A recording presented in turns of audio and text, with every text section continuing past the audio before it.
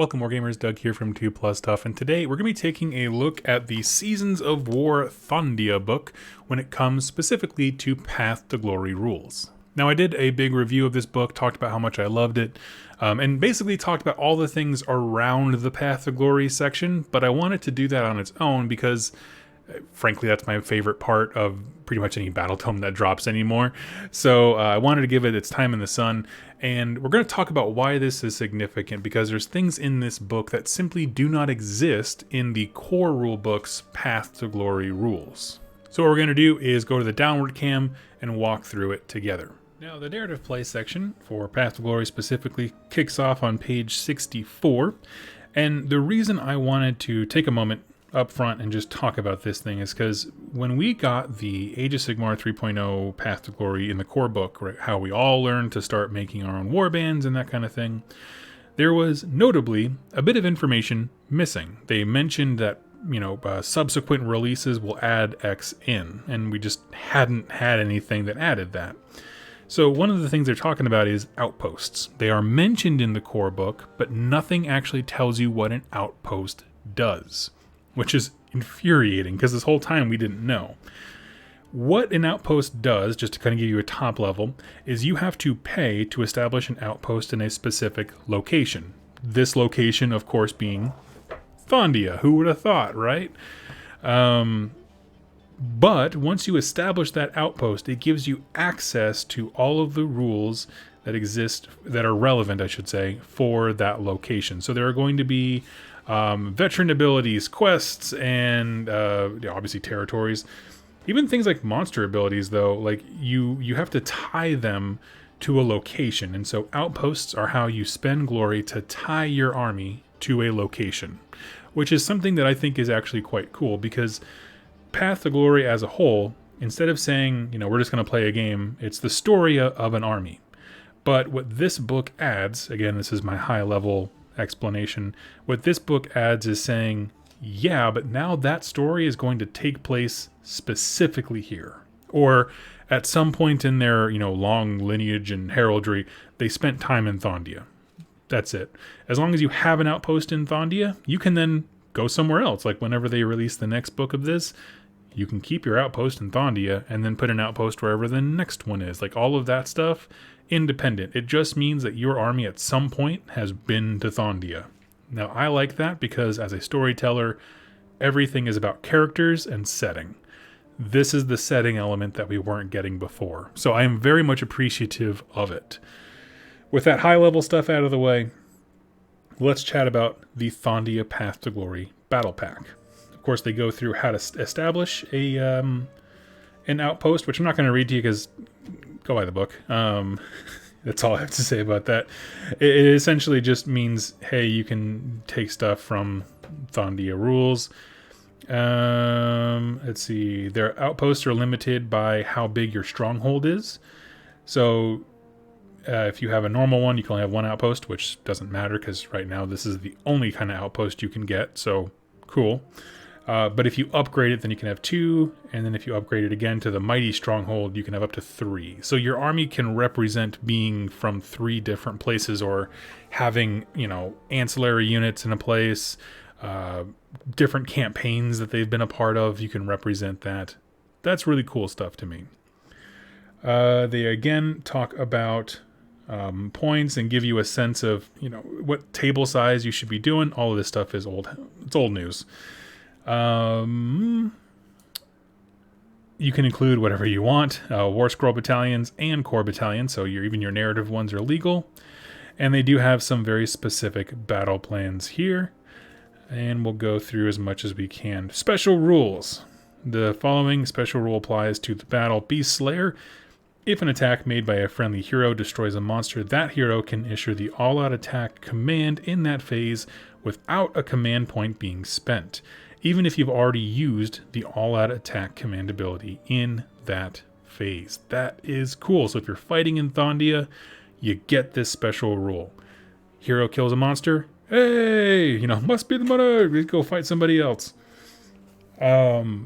The quests, we've sort of covered those in my other video, but just very simply, One of the quests allows you to take the incarnate of Ghur, the big monster that comes specifically in the, this guy here.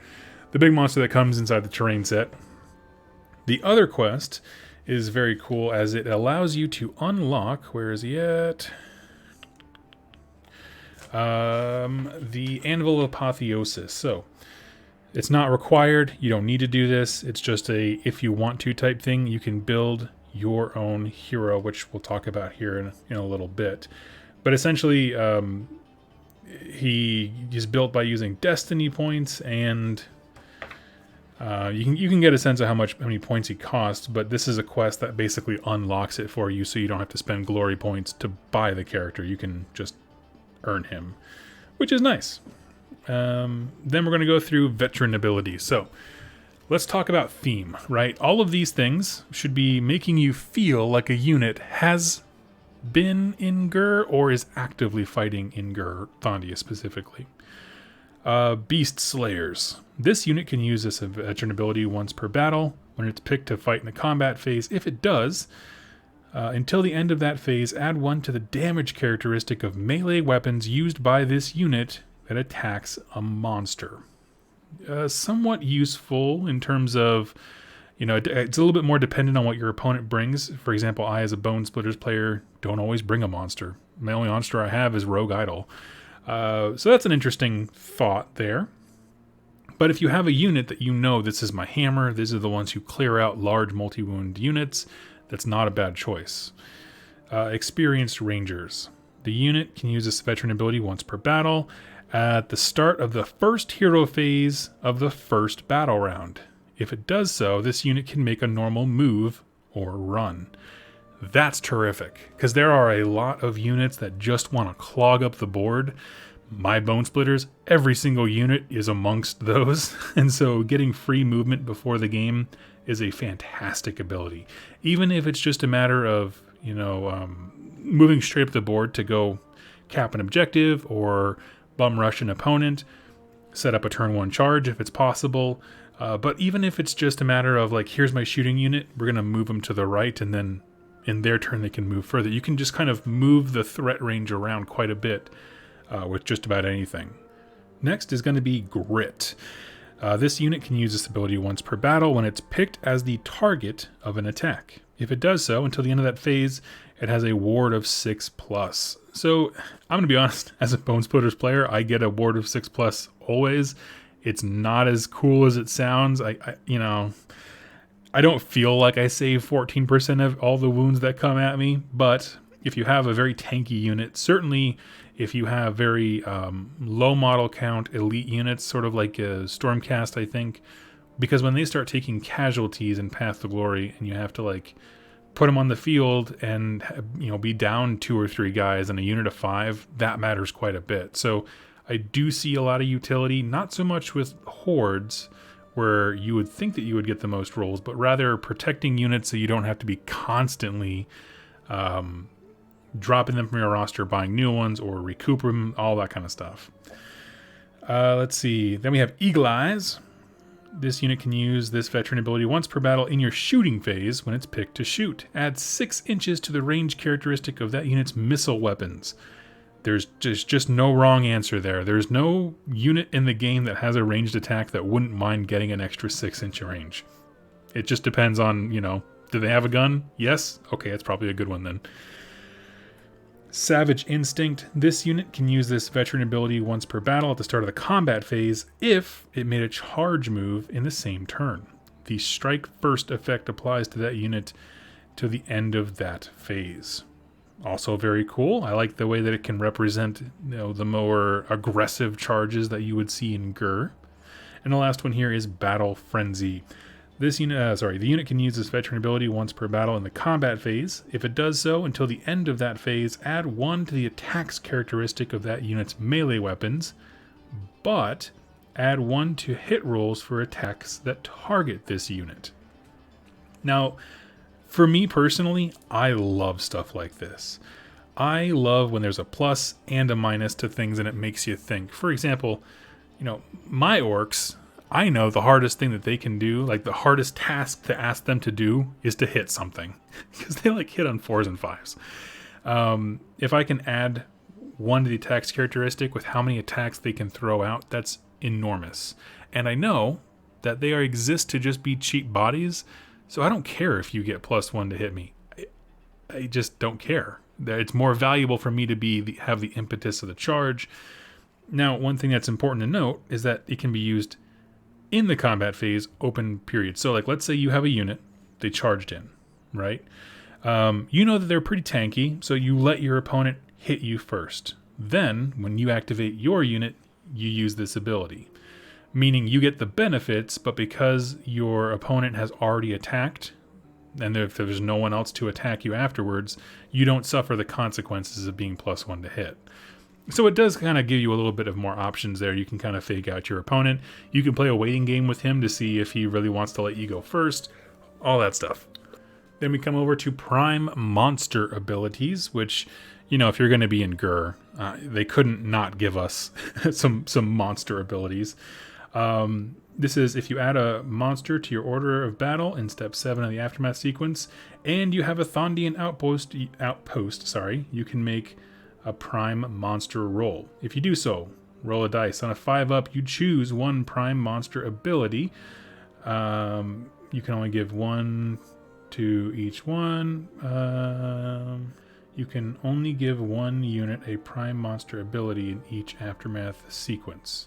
And a unit cannot have more than 1. Okay.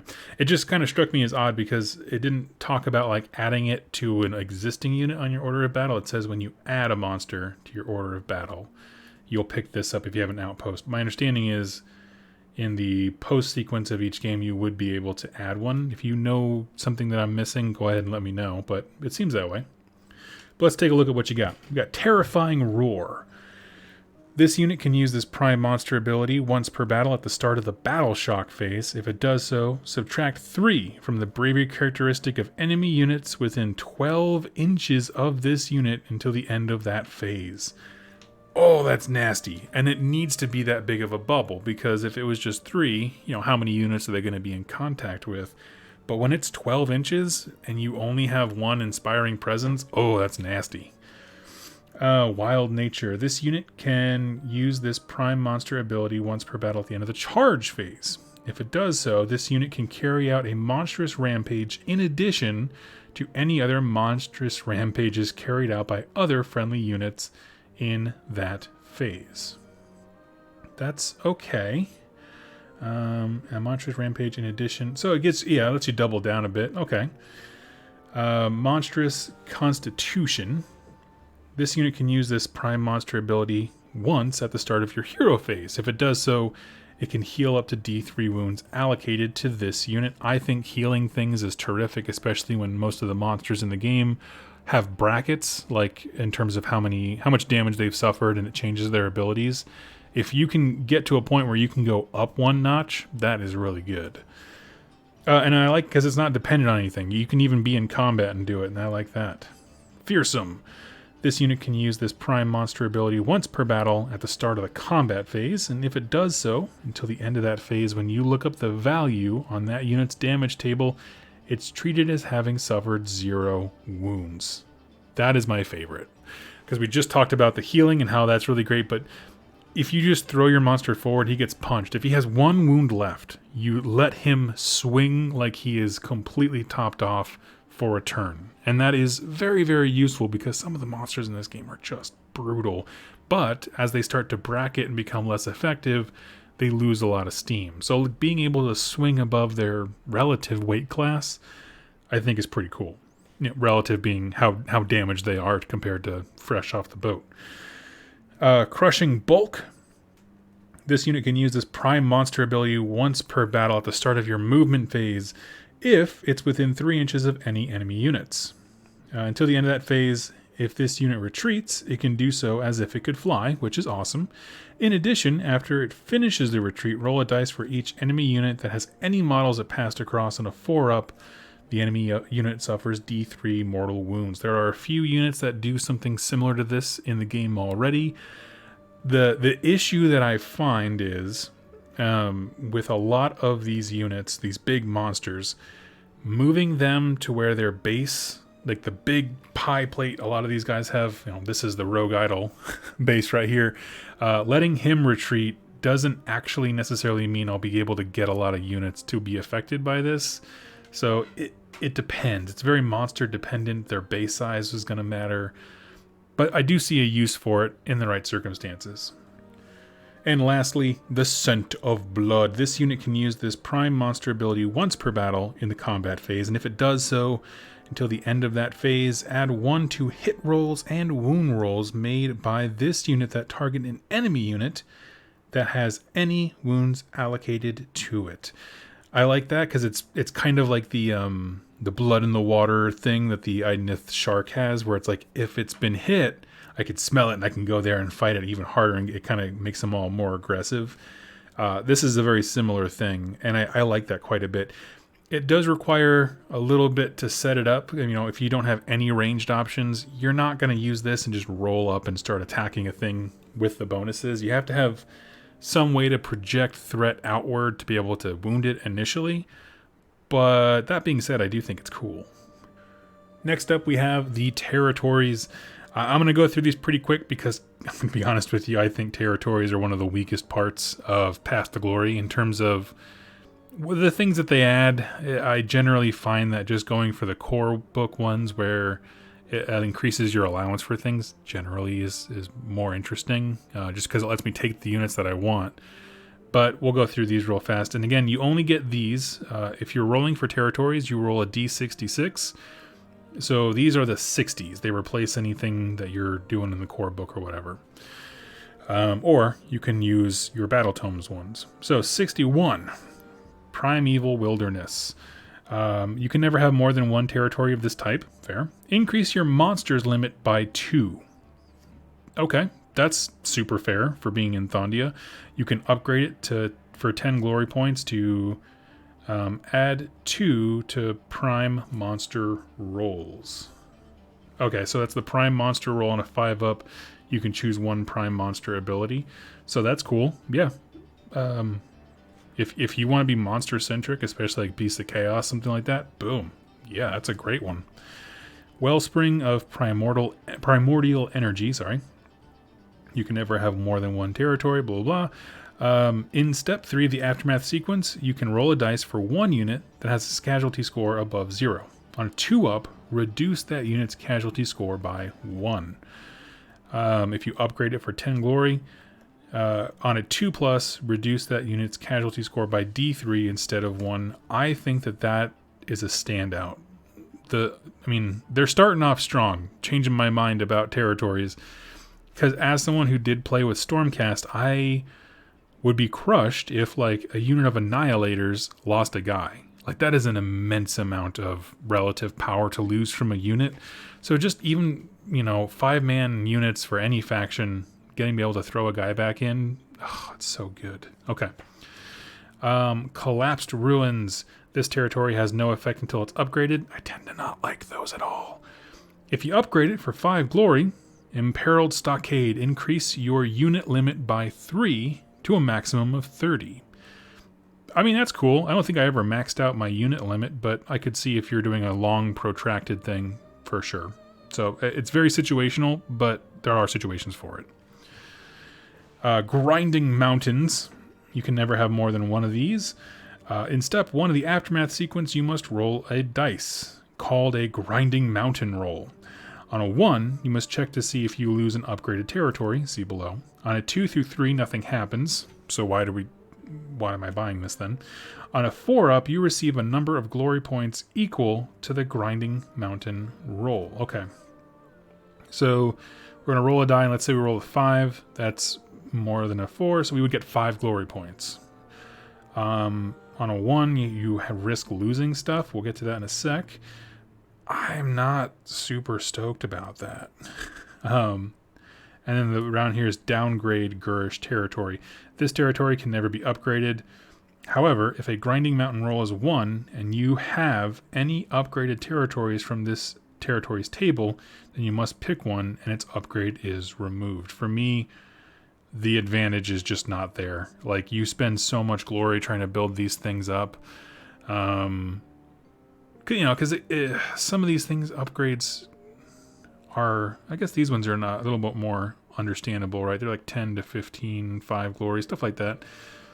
Yeah, I guess it's a little bit more reasonable with these ones, but I mean, there are some things that are like 20 glory, so like that idea is just not going to fly with me. Yeah, it has to be from this territory's table, so I guess that's not as big a deal. City of Bones. I guess, honestly, the thing that I don't like about this one the most, now that I think about it a bit, is that 2 through 3 nothing happens. Then why am I getting it? I don't know. That's my opinion. City of Bones. Pick an allied faction. You can add up to 3 allied units from that faction to your roster, even if this would exceed your allied units limit. I like that one. Anytime you can just let people expand their collections and add cool things in, especially if they're going to like theme them around something, I'm here with it. For me, I don't really know what units. Probably squigs, spider riders maybe for the bone splitters. If you upgrade it for 5 glory, trusted comrades. When you pick an army, you can choose a hero from this allied faction as the general of your army. That is neat. Okay. And then Grasping Bogs. You can never have more than one of these. In step 3 of the Aftermath sequence, you can pick 1 unit on your order of battle to be sent to this territory to search for Realmstone or long-lost artifacts. If you do so, roll 2d6, called a Delve roll. Add 1 to the roll if the unit is a hero. On a 2 through 6, you must make an injury roll for that unit if it's a hero. Or you must increase its casualty score by d3. If it's not a hero. On a 7 through 9, nothing happens. On a 10 through 11, you receive d6 glory points, and on a 12 or more, you receive d6 glory points and can pick 1 artifact of power that your faction has access to and add it to your vault. And if you upgrade it for 15, you can re-roll. I'm not opposed to it. I'm not opposed to it because, if nothing else, if you have some of those smaller support heroes that you don't necessarily need every single game, give them a job. Like, I'm just thinking of, I would throw an Orc War Boss, or not War Boss, a Savage Big Boss at this. He's 65 points. What do I care? Yeah, let him go delve. He's going to go spelunking, He might come back with an artifact, might come back with some glory points, or he just might get hurt, and I don't care. So that's a way to look at that. Now we have one new, completely new type of rule set added to Path to Glory, and that is the Thondia Scouting Expeditions, which I love the idea of. In step 3 of the Aftermath sequence, you can pick 1 unit in your order of battle that was not included in your army in the battle and send it on a scouting expedition. The unit is referred to as a scout unit in the rules that follow.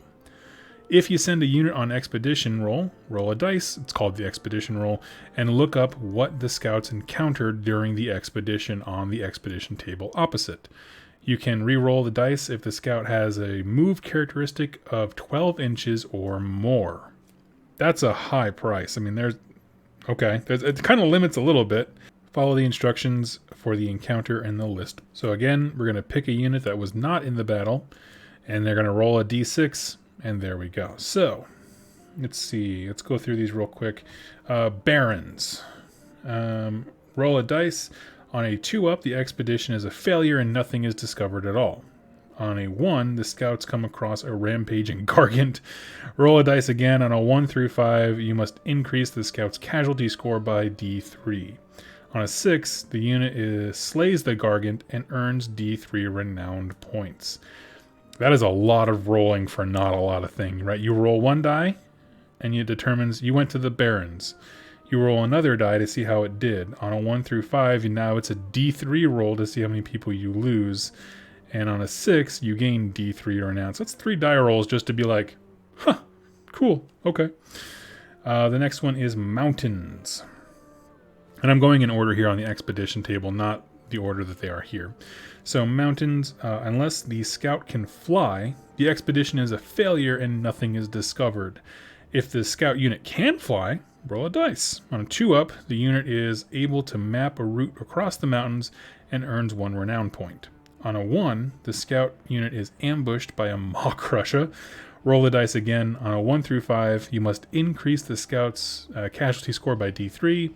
And on a 6, same deal. They kill the Maw Crusher and gain D3 renown points. So 1 rewards you for... Let's see, right? I'm sorry, no, it's up here. You can... So, okay, the Barrens is kind of the worst. The Mountains at least gives you the option. If your dude can fly, there's some utility there. The next one is Sea. This tempestuous ocean is far too dangerous to cross. The expedition is a failure, but, you know, there's no downsides to it. You just, okay, next game, we'll try again. 4 is Wildwood. Roll a dice. On a 2-up, the scout unit is able to map the route through the Wildwood and earns 1 renown point. On a 1, the scout is ambushed by angry sprites. Roll the dice again. On a 1 through 5, you must increase the scout unit's casualty score by 1. On a 6, the scout defeats the sprite and you gain 1 renown point. So it's similar to the other two, but the rewards and risks are much diminished. Then there is Swamp right here. Roll a dice. On a 3-up, the scout unit is able to map a route and it earns 1 renown point. On a 2, the scout unit is ambushed by Troggoths. Roll a dice again. On a 1 through 5, you must increase the scout's unit's casualty score by 1. On a 6, the scout unit defeats the Troggoth and earns 1 renown point. On a 1, the unit suffers heavy casualties and it gets D3 D3 casualty points. So that one's not super great. And then if you roll a 6, then you get these special locations. And this is really, you're fishing for 6s functionally with this. When you roll a 6, you roll a die, and then there is Frontier Settlements, Azurite Ruins, the Storm Vault, and a Realm Gate. Wow, okay, so let's go through these. Frontier Settlement, roll a dice. On a 1 and 2, the settlement is hostile, and you must increase the scout unit's casualty score by D3. On a 3 through 4, it's friendly, and you gain D3 glory points. On a 5, it becomes your ally, and you can increase your allied unit's limit by 1. That's pretty cool. Next one is Azurite Ruins. Roll a dice. On a 1 and 2, the ruins are inhabited by ferocious creatures. You gain a casualty score of D3. On a 3 through 5, the scouts discover nothing of value, and the expedition is a failure. And on a 6, you discover a long-lost artifact. Pick one that you have access to and throw it in your vault. 5 is Storm Vault. Roll a dice. On a 1 through 4, the scouts are unable to open the Storm Vault, and the expedition's a failure. On a 5-up, the scouts are able to open the Storm Vault, and you gain 1 endless spell or invocation that your faction has to your vault. That's interesting, because I guess I do have access to the basic endless spells, don't I? And then there is the Realm Gate is the last one here, and that is, boom. You discover a hidden Realm Gate. It earns D3 renown points, and you gain D3 glory points. Just as a high level, the Thondia scouting things, I think, are a fun storytelling addition, but nothing more. Like, you're not going to be doing this in the hopes of gaining stuff. This is going to be you taking a unit on your roster that you don't really care about and sending them on weird adventures. And that's exactly the way I look at it. One thing that I mentioned with some friends a while ago was this idea of, like, take a Underworld's warband, buy it for your faction if you have one. So mine would be Headcracker's Mob for Bone Splitters. And then I'm just going to send them. They're not going to ever see the battlefield. I'm just going to keep sending them on these little journeys because it's fun, you know, because why not? And then we can build up the lore of all the things that they've gotten into before they ever step foot in Underworlds or whatever. And I kind of like that idea. I think that's a super fun way to look at the game. These remind me of, like, old Warhammer. There's a lot of dice rolling and, quite frankly, not a lot of things happen. But they do allow you to create a very fun little story for a unit that's just having terrible adventures. Like, think about the encounters that we just described if it was, like, Nurglings or what are some other fun ones? You know, any type of grot.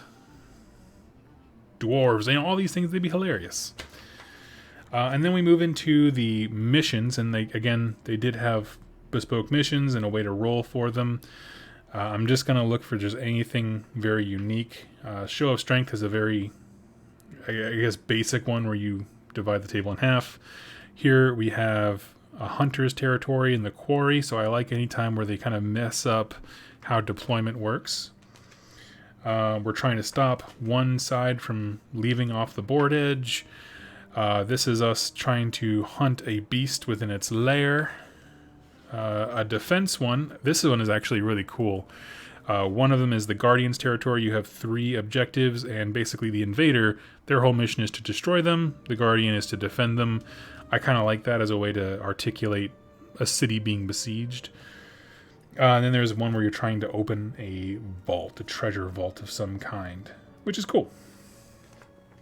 And then we come to the Anvil of Apotheosis. Now, I talked about this in my main video on the book.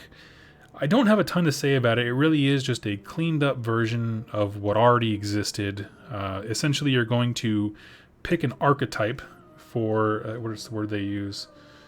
Ancestries is what they use, but any other game you would say archetype.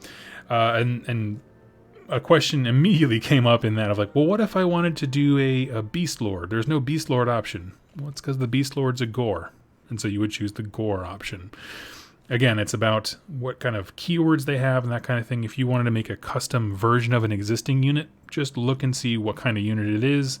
I'm sure it's here in some capacity. Some of them have options like Dwarden can exist in Cities of Sigmar, Fire Slayers, or KO. That's just what it is. And you're going to pick your hero words there. So I guess what I'm saying is it's like the Anvil of Apotheosis that we get in White Dwarfs a while back. It just feels very cleaned up. So you're going to pick your archetype. You have to set a destiny point limit, which basically tells you how much resources you have to spend on this guy. Foot heroes are going to be a limit of 20. Conqueror is going to be 40, but at that point you're usually spending that destiny points to like have a huge dragon it rides on or something crazy. So, basic question, what kind of hero is it? Here we go. There, you pick that. You give them a attack profile. Again, you're going to pick the weapon that matters to them most. Most of the time, if you're just doing a mage, you're going to be like, where is the staff that does nothing? Here we go, mage's staff. The old man staff profile, 4s and 3s, -1 rend and D3 damage. It's been the same since the dawn of Warhammer Age of Sigmar. Over here we have our archetypes, which, they use that word here. Essentially, commander. So you have like a military leader, a priest, a mage. Those are your 3 options you get. And of course, here's your spell table for that mage. And because they will have the keyword for your army, you would also be able to give them a spell from your specific battle tome. That's just how that works. You can look at your battle tome. It'll say any wizard characters with your keyword. This will qualify. So I think that's pretty sweet. Same thing for priests. So if you make your own Daughters of Cain, priestess, they can do the endless prayers here. I like that. Let's go to the next one here. And then you get into companions. So there are a bunch of different kinds.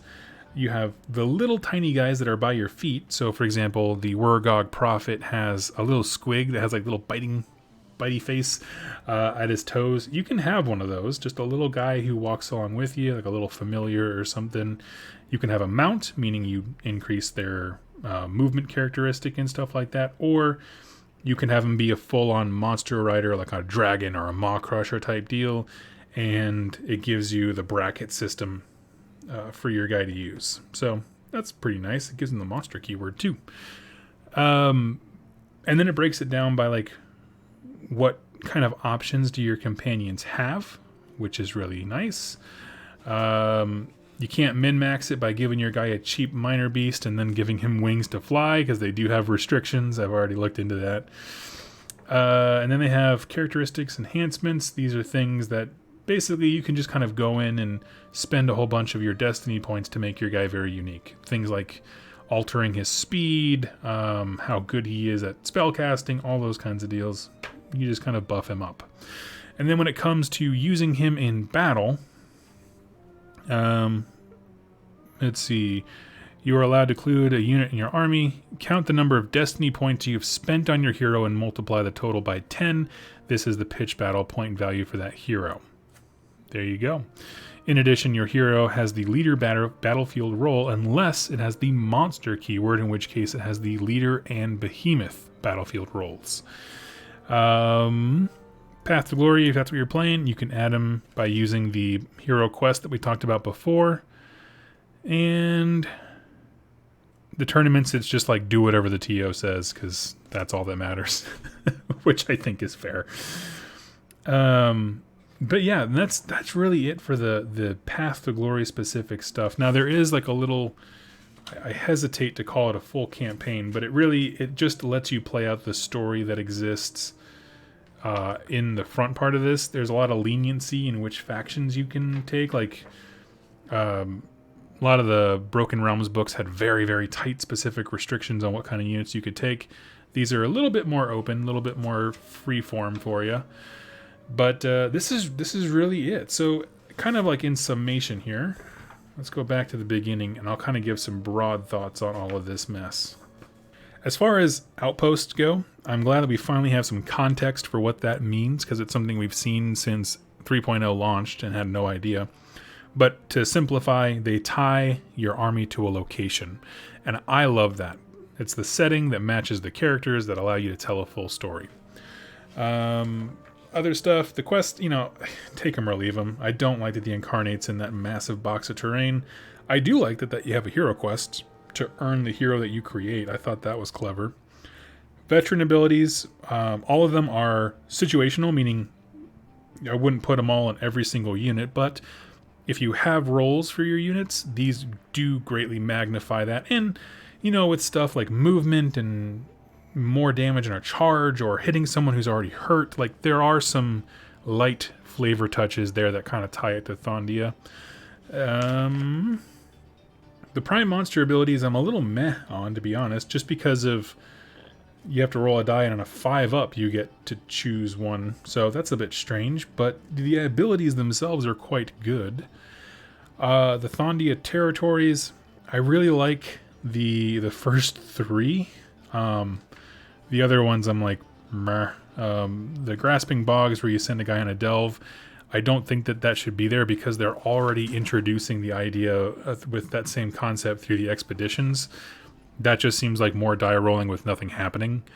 The other ones I think are okay. I don't like Grinding Mountains because it has a chance of destroying your own territories, but it is what it is. So all in all, I do think they are cool. Certainly one of the better territory lists compared to some of the Battletome options, because a lot of the Battletome ones are just not interesting.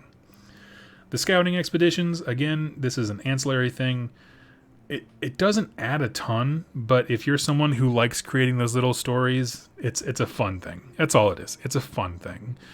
It's not going to be the thing that makes or breaks your particular game group. We got some missions. I always want missions. Gimme, gimme, gimme. And being able to make your own hero. And I tie this in with Path to Glory because there is a quest for it. I just always liked the idea. I can't see anyone disliking the idea of making a custom Warhammer hero after themselves. So friends, that is the review of the Path to Glory section from Seasons of War Thondia. Overall, very, very happy with it. I was very happy when I did my main review. Again, the only caveat is the Incarnate being in a terrain box. That doesn't really affect the Path to Glory stuff too much, except for that one quest where you can unlock it for free, but it is what it is. Overall, I gotta say, it is probably one of the better Path to Glory supplements out there, because beyond this, we just have the faction-specific ones in each of their battle tomes, and those range from super dull to incredible take my money Games Workshop, right? I think dull is Stormcast.